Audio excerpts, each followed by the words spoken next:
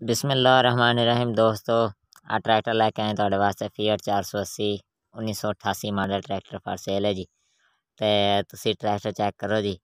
ते ट्रैक्टर किसे पासों खुल पाई तो नहीं इस ट्रैक्टर दे पहले मालकां कोल ट्रैक्टर, लेकिन फिलहाल थोड़ा जिहा नार्मल साइज है जी। नार्मल जिहा ट्रैक्टर है, थोड़ी लीकां शिकां होइयां ने, इक्को जगह ते खलोता धुप्प च जी।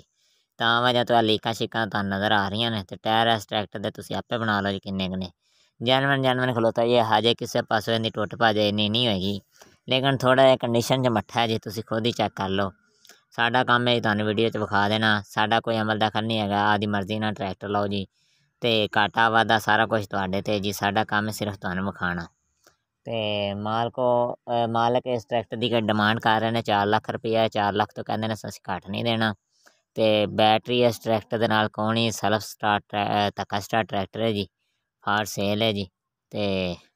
ते जिन्हां दोस्तां नूं पसंद आवे ओह मेरा भरा डिस्क्रिप्शन च मैनूं मैसेज कर दिओ ते मैं तुहाडे नाल राबता मालकां नाल करा देआंगा जी। मालकां को मोबाइल नंबर कोनी है। थाड़ दे लाके ट्रैक्टर खलोता जी, तहसील चिश्तियां, ज़िला बहावलनगर च ट्रैक्टर खलोता जी।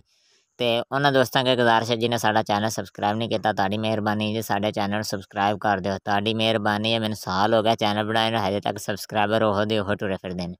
तुहाडी मेहरबानी साडे चैनल नूं लाजमी सबसक्राइब करो। ते मेरा भरा ट्रैक्टर नंबर भी कापी कागज़ हर चीज़ क्लीयर है। आदा वेख के ट्रैक्टर खरीदो। इंजन इस ट्रैक्टर दा नवां होया जी, मालक कह रहे ने कि इस ट्रैक्टर दा इंजन नवां है। दिओ इजाज़त, भरा नूं दुआवां याद रखेआ जी। अल्लाह हाफिज़ जी, अपना ख्याल रखेआ जी। नैक्सट वीडियो फिर हाज़र होवांगे। खुदा हाफिज़।